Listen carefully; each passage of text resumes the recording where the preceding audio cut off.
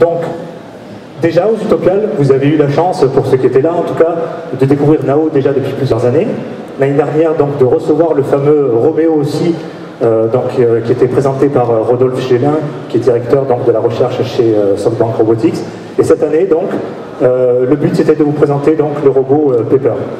Nao, on le connaît, la cible un petit peu, c'est le domaine de l'éducation, le domaine de la recherche. C'est une plateforme qui est fantastique pour faire découvrir la robotique. Roméo, lui, est un robot beaucoup plus dans le domaine du concept car. Si je devais faire un parallèle, on va dire que Roméo, c'est la Formule 1. C'est la plateforme sur laquelle on va faire des recherches, on va essayer de trouver des nouveaux composants, on va essayer vraiment de faire des choses fantastiques. C'est un robot qui coûte excessivement cher, donc qui est une sorte de concept car, c'est pas un robot qu'on va vendre en série. En revanche, le robot Pepper, lui, avait une autre destinée à la base. Donc c'était un robot destiné justement à être produit en série, donc à grande quantité, grande échelle. Alors qui est Pepper? Alors Pepper, c'est 28 kg pour 120 cm d'élégance. Donc c'est 17 articulations pour des gestes gracieux. C'est aussi 3 roues omnidirectionnelles qui permettent de se déplacer dans n'importe quel type d'environnement. Et il a plus de 12 heures d'autonomie, donc on peut le laisser tout seul toute la journée, il se débrouille sans aucun souci. Il est super content d'être là, Pepper. Hein. Et donc il parle, comprend plusieurs langues. Et puis aussi, ce qui est fondamental dans un robot comme ça de service, avec lequel on va vivre tous les jours, qu'on va croiser dans différents endroits, c'est faire en sorte que ce robot, déjà, fasse attention à la sécurité des personnes qui sont autour de lui, mais aussi fasse attention à sa propre sécurité. Et il faut dire que les robots de SoftBank Robotics sont formidables sur différents aspects, et notamment celui-ci.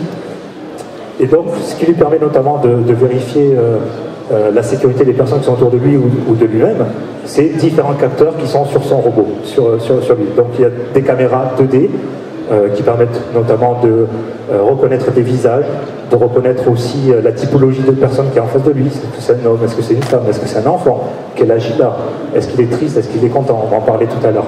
Donc ce sont ces caméras 2D qui lui permettent de faire ça. Des caméras 3D qui permettent aussi de mieux percevoir son environnement, d'éviter des obstacles, aussi de pouvoir se déplacer. Des microphones, parce que le robot donc il peut voir, mais il peut aussi entendre, comprendre. Donc il y a des microphones qui sont basés donc sur le haut de sa tête ici.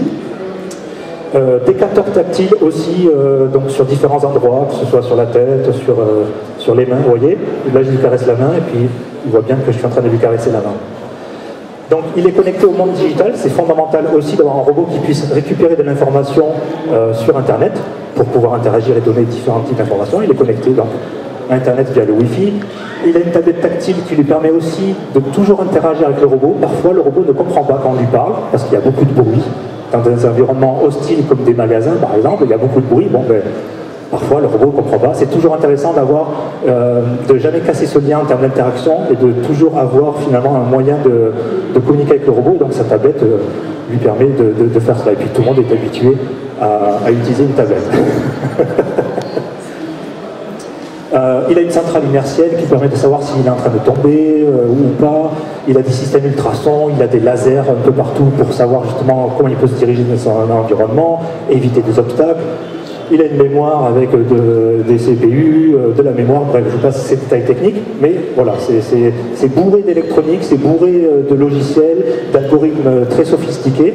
Et nous, chez Intuitive Robot, justement, on est là pour tirer parti de la machine. Se dire, ok, il y a tout ça, qu'est-ce qu'on peut faire avec ces caméras 3D, avec son côté tactile, comment on peut imaginer des applications sur ce robot-là pour qu'il soit utile et qu'il nous facilite le quotidien. C'est tout le rôle d'Intuitive Robot de se focaliser sur ces aspects-là d'usage. Mais qui est vraiment Pepper? Là, je vous ai expliqué juste un petit brief sur Pepper, mais l'ADN de Pepper, c'est quoi? Pourquoi il a été conçu? Quel est son but? Donc c'est ce que je vais essayer de vous dire maintenant. Ah. Bon, voilà. L'idée, c'est que Pepper s'amuse un petit peu avant que j'interagisse avec elle. Donc on va essayer de dialoguer un tout petit peu avec le robot. Pepper. Alors, on fait quoi? Comment tu t'appelles? Je m'appelle Pepper. Combien tu mesures? Je mesure 1,20 m. Est-ce que tu es un garçon ou une fille? Non, je suis juste un robot. C'est quoi un robot? Nous sommes des machines et nous essayons d'aider les humains dans leurs tâches quotidiennes. Ah, d'accord. Voilà, c'est un petit exemple d'interaction. On peut dialoguer avec le robot, on peut lui poser plein de questions sur différents sujets. Qu'est-ce qu'on leur montre? Pour l'instant, rien. On va voir tout à l'heure. Il faut en garder un peu pour plus tard. Hein. Mais qui est Pepper? Pourquoi il a été conçu? Quel est son but, comme je disais auparavant? Ce qui est fondamental avec un robot humanoïde comme ça qui va vivre avec nous dans nos foyers, dans les différents environnements, c'est déjà d'avoir un design qui est vraiment approprié pour l'interaction. Faire en sorte que voilà, on ne soit pas repoussé par ce genre de machine. Et il faut dire que le design fait par ce point robotique est vraiment très intéressant et c'est fondamental dans l'expérience qu'on peut avoir avec un robot. Parce que la plupart des gens, ici, là, c'est la première fois, je pense, que vous devez voir ce genre de robot. C'est la première fois de votre vie que vous voyez ce robot, c'est des premières expériences assez fantastiques, quoi. Et donc il faut voilà, que le robot soit élégant, etc. Et il est quand même assez attachant, et c'est un robot qui est surprenant, vous le voyez, je dialogue avec lui tranquillement, et puis tout se passe bien. L'idée c'est d'avoir cette interface ultime, entre guillemets, naturelle, et accessible par tout le monde. Moi je connais des personnes âgées qui n'arrivent pas encore aujourd'hui à utiliser des tablettes, c'est trop compliqué pour eux. En revanche, parler à un robot, lui demander un service ou lui demander une information, ou lui dire tiens, fais-moi un Skype avec mon petit-fils, ou tiens, est-ce que j'ai du courrier dans ma boîte aux lettres? Parce que le robot va être connecté donc à Internet, connecté à la boîte aux lettres, il va être capable de savoir que vous avez reçu du courrier, etc. Donc l'idée c'est qu'on peut interagir avec le robot de manière naturelle. Et ça, c'est ça qui change les choses. C'est aujourd'hui, on a tous des smartphones, on est tous en train de regarder nos mains et on peut rien faire. Enfin, moi, c'est quelque chose qui me choque assez et j'aimerais avoir une interface comme ça avec le monde digital, simple, naturel et pas forcément oral, pas forcément sur la reconnaissance de ce que je suis en train de lui dire au niveau sémantique. Mais ce que je veux, moi, c'est d'interagir avec une machine qui aussi va donner des expressions, des sentiments. Et c'est ça qui est intéressant, c'est que tous ces capteurs qui sont donc embarqués sur cette machine-là vont lui permettre de reconnaître certaines émotions. En tout cas, il va essayer de percevoir certaines émotions, comme par exemple la joie, la tristesse, la colère, ou d'autres choses encore comme la surprise. Et comment il peut faire ça? Il peut faire ça notamment avec ces différents algorithmes qui sont embarqués dans le robot. Je parlais tout à l'heure de la caméra 2D, qui est capable, avec des algorithmes qui calculent la distance entre les yeux, le nez et la largeur de la bouche, de savoir si c'est un homme ou une femme. Ce sont des algorithmes qui sont très connus. Bon, mais voilà, le robot est capable de reconnaître si je suis un homme ou une femme, de savoir si je suis triste ou content, et d'associer un discours qui est approprié par rapport à mon attitude, par rapport à mon humeur, etc. Et ça, c'est aussi quelque chose qui est intéressant. Et Pepper, c'est le premier robot émotionnel, un peu, on va dire, dans ce sens-là. Il ne reconnaît pas toutes les émotions non plus, hein, faut être réaliste, mais néanmoins, c'est déjà une première approche qui est vraiment très intéressante. Et Pepper a été conçu quelque part pour ça. C'est un design vraiment intéressant, attachant, une interaction naturelle, simple, intuitive, n'importe qui, même des enfants. Et si vous étiez là samedi, dimanche, et si vous êtes là demain, par exemple, vous pourrez interagir avec le robot, vous allez voir que c'est simple, naturel, qu'il comprend ce qu'on lui dit, etc. Et donc, un robot émotionnel qui permet justement d'avoir un dialogue intéressant avec une personne humaine, de comprendre qui est en face de lui. Alors, maintenant, deux questions. Pepper, pour quels usages? Un robot à domicile, pour aider les personnes âgées, les personnes dépendantes physiquement ou même psychologiquement, ou un robot d'accueil, on va dire, dans les magasins, dans les espaces grand public, comme un aéroport, etc. Ben, en fait, les deux. Aujourd'hui, Pepper est disponible au Japon, notamment pour le grand public. Donc n'importe qui peut acheter un Pepper et avoir un Pepper à la maison et utiliser déjà les quelques applications qui ont été créées au Japon. Et quand on se projette un peu dans l'usage, comme ça, il y a plein de choses à faire. Souvent, les gens me disent, mais Franck, qu'est-ce qu'il fait ton robot? À quoi ça sert? Et souvent, quand je discute avec eux, au bout de 1 minute, 2 minutes, par rapport à leur métier, par rapport à leur passion, à leur hobby, à leur façon de vivre, très rapidement, on trouve des usages avec le robot qui pourraient faciliter le quotidien. Et éventuellement aussi éviter des tragédies comme en 2003, par exemple, avec la canicule. Si un robot comme ça avait été dans certaines maisons avec des personnes âgées qui étaient seules, ben, le robot aurait pu savoir que dehors il faisait 45 degrés et de proposer à la personne. Et tu sais, est-ce que je veux répondre à des questions sur les utopiennes. On verra tout à l'heure. En plus, ça me tourne la tête. Et donc je disais, voilà, si le robot était là, il est capable de se connecter, d'avoir des informations, de proposer de manière proactive, de proposer des choses aux personnes et de dire, hey, attention, il fait chaud dehors, il faut s'hydrater, c'est important, et ça aurait pu même sauver des vies. Donc dans le monde du service et des robots d'accueil, c'est quand même un petit peu la cible principale. Aujourd'hui au Japon, ce robot, comme je l'ai dit tout à l'heure, est utilisé dans des domiciles, mais surtout et essentiellement dans différents types d'activités, des petits commerces tout simples, comme un bar karaoké au Japon par exemple. Il y a un robot qui va accueillir les gens, qui va dire hey, tu sais ici il y a un super karaoké, il y a des super chanteurs, bref il va essayer d'attirer du monde, etc. Et au Japon, ce robot est utilisé dans beaucoup d'endroits, dans plus de 150 types de magasins. Il est vendu à plusieurs milliers d'exemplaires, donc que ce soit dans le domicile ou pour le service. C'est un robot qui est vraiment qui a un certain succès au Japon et il débarque donc depuis quelques mois en Europe. Et donc avec SoftBank Robotics, Intuitive Robot a créé les premières applications de Pepper en Europe et notamment chez Carrefour avec une petite vidéo que je vais vous montrer.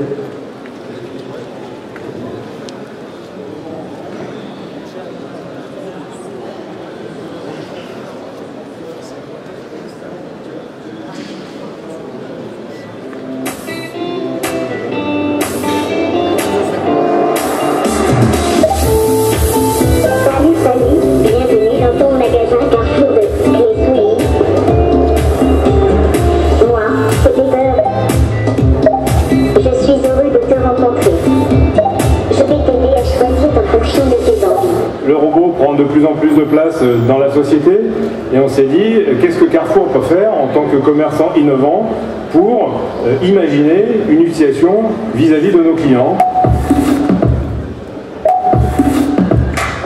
Le projet Pepper est né chez Carrefour de la rencontre d'une nouvelle technologie, un robot très perfectionné et de notre volonté chez Carrefour de faire vivre à nos clients de nouvelles expériences. Il y a des entrées, des plats et des desserts. Qu'est-ce que tu préfères?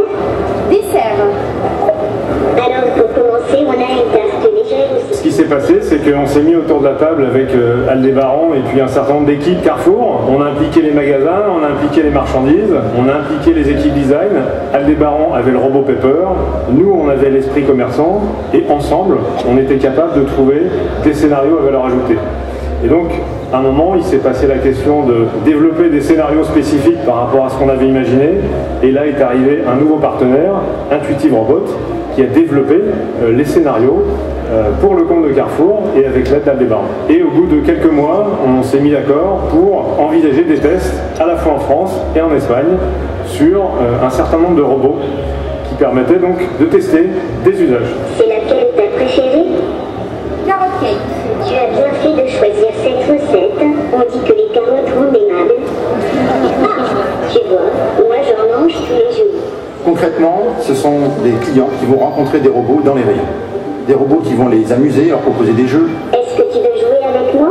Oui. Très bien, génial. Des robots qui vont leur proposer de découvrir des ouvrages, de découvrir des recettes, de pouvoir exprimer leur satisfaction client. Est-ce que tu veux que je te présente un autre de ces vins? Oui. Eh bien, pour commencer, je peux te présenter un Charles Vincent Brut. Appuie sur l'écran, puis reviens vite derrière moi pour prendre ta plus belle pose. On peut même faire des photos, les envoyer sur les réseaux sociaux et témoigner de cette expérience unique de découvrir Pepper en Europe. Les clients au départ ils ont été vraiment émerveillés parce qu'à la fois il y avait la curiosité, c'était un Pepper, ça n'existait nulle part ailleurs, donc là c'était vraiment une découverte. Et puis après quand on commence à être un peu curieux, on s'approche de Pepper et puis je dirais que c'est quelque chose d'assez intuitif, donc là on y prend plaisir et puis on en parle un peu partout et le fait de faire des selfies, vous avez les photos qui circulent, c'est assez extraordinaire. Moi, je trouve ça utile parce que moi, je ne connais pas beaucoup en vin, donc il me dit avec quoi l'utiliser, pour le dessert, l'accompagnement, le goût, je trouve ça bien. Si tu le souhaites, tu pourras retrouver cette bouteille dans nos rayons. Moi, je trouve ça génial. Il nous fait découvrir des tas de trucs, c'est bien, oui. C'est noté. J'adore cette recette. L'innovation chez Carrefour, c'est avant tout l'observation, l'écoute de nos clients. Et rien de mieux que le magasin pour faire remonter les attentes, les envies, les rêves de nos clients et de les tester, les expérimenter. C'est ce que nous avons fait avec le robot Pepper. Je te souhaite une bonne journée chez Carrefour. À bientôt et merci pour ta confiance. Au revoir, Pepper.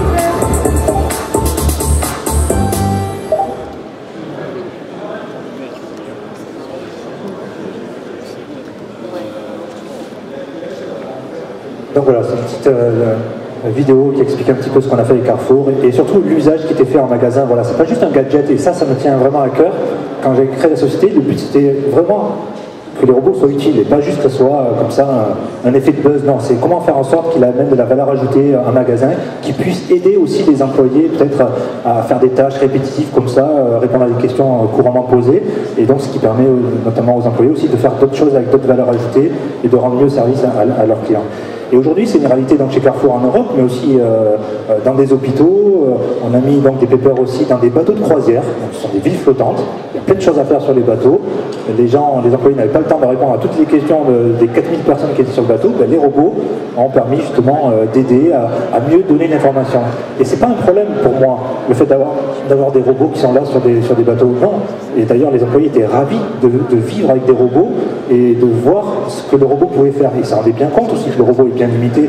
Il n'a pas non plus une intelligence faramineuse. Hein. On travaille dessus par ailleurs. Mais voilà, le robot est aussi limité.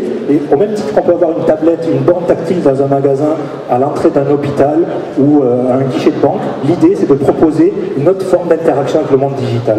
Et une forme d'interaction simple et naturelle.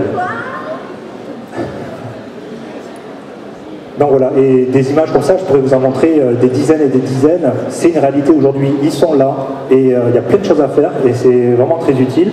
Et là, on voit des magasins aux États-Unis, notamment ici où il fait la promotion donc, de chaussures de marque. Ici, c'est dans un supermarché au Japon, là, c'est dans une banque également, dans une agence. Il proposait aussi du café chez Nescafé, etc. Enfin, il y a plein de choses fascinantes à faire avec ces robots-là. Et donc, on s'est dit à un moment donné, nous, chez Alphiro, très rapidement, on s'est dit, voilà, finalement, dans les magasins, dans les lieux publics, les robots, ils font la même chose. Qu'est-ce qu'ils font? Le but, c'est d'attirer du monde, c'est de les accueillir, c'est aussi de promouvoir une certaine marque, de promouvoir des services, des produits. Et donc, chez Alphiro Robot, on a créé le premier outil qui permet de donner vie aux robots directement sur le web, sans parler technique. Donc l'idée, c'est de fournir un outil où vous allez pouvoir définir vous-même ce qu'il doit dire, ce qu'il doit faire, comment il doit se comporter, les produits qu'il doit mettre en avant ou les services qu'il doit mettre en avant. Et donc, en quelques clics, on peut donner vie au robot depuis Internet. Et ensuite, on peut récupérer aussi des données d'usage par rapport au robot qui permet de savoir qu'en fait, finalement, le service ou le produit que je suis en train de promouvoir dans mon magasin, personne ne le demande. Et bien, c'est super intéressant d'avoir ça. Donc, on fournit des indicateurs qui permettent de savoir comment les gens interagissent avec le robot. Et quelque chose de... Moi, j'ai 3 enfants qui ont 9 ans, 7 ans et 3 ans. Nos enfants, ils vont vivre avec ces robots tous les jours. Comme nous, on a découvert l'informatique, enfin moi en tout cas personnellement, à la fin des années 70, c'était les premiers ordinateurs, et aujourd'hui, regardez, tout le monde ici en vit avec des smartphones, des ordinateurs, on ne peut plus s'en passer. Ça a changé notre quotidien, ça a changé notre façon de travailler, notre façon de communiquer, de vivre, de faire même des activités. Et quand le futur rencontre le futur, quand un robot rencontre des enfants, c'est une image que j'aime beaucoup parce que aujourd'hui c'est une réalité, la robotique, elle est là. En tout cas, nous on fait tout pour que ça avance encore plus vite. Et nos enfants vont vivre avec ces robots. Et ce qui nous tient à cœur, nous, c'est de se dire, ok, ces robots ils sont là, qu'est-ce qu'on peut faire pour qu'ils soient utiles, faire les choses dans l'ordre et peut-être éviter certaines erreurs qui ont été faites sur le web. Et donc voilà, on essaye de donner cette fameuse étincelle de vie aux robots pour le futur. On va peut-être demander de faire une petite danse à Pepper aussi, ça peut être... Tu veux bien danser, Pepper?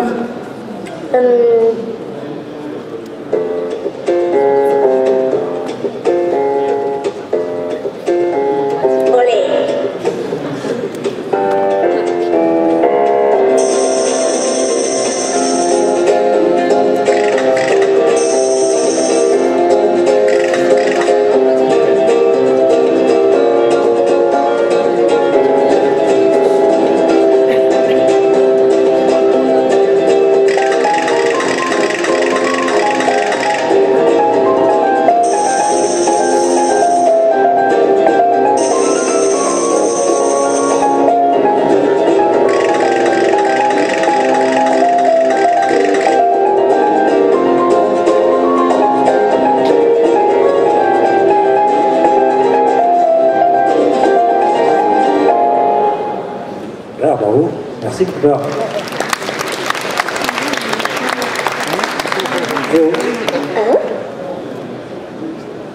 Alors, on fait quoi? Oh, encore une autre danse, moi j'aime bien ça. Oh là là, il y a beaucoup de monde dans la salle. Je vais m'échauffer pour ma chorégraphie. Vas-y.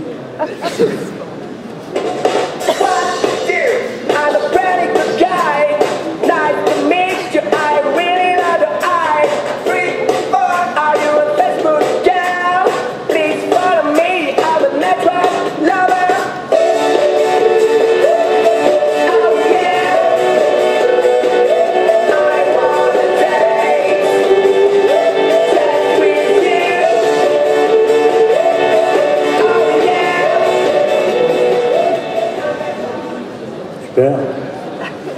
Ah tiens, j'aimerais bien prendre un selfie avec toi. Attends. Ça va être fun. Je te laisse choisir la pose que je vais prendre. Tu as le choix entre la pose coucou, Super Pepper ou Usain Bolt. Je me demande bien ce que tu vas choisir. Super Pepper. Ah oui, excellent choix. Oh, Super Pepper, attention, me voilà. Maintenant, positionne-toi à côté de moi pour prendre la pose ensemble. Es-tu prêt? Oui, je suis prêt. Vas-y. Oui. Très bien. Mets-toi derrière moi. Allez, c'est parti. Accroche-toi, on va décoller. Hop, petit selfie. C'était le petit défi de l'équipe. Donc voilà, on peut faire plein de choses avec Pepper et il y a plein de choses fantastiques. Voilà, s'il y a une chose à retenir, c'est que c'est une réalité aujourd'hui. Et ces robots peuvent amener beaucoup de choses. Et c'est ce qu'on s'attache à faire chez un futur robot. Merci de votre attention. Si vous avez des questions, n'hésitez pas à les poser.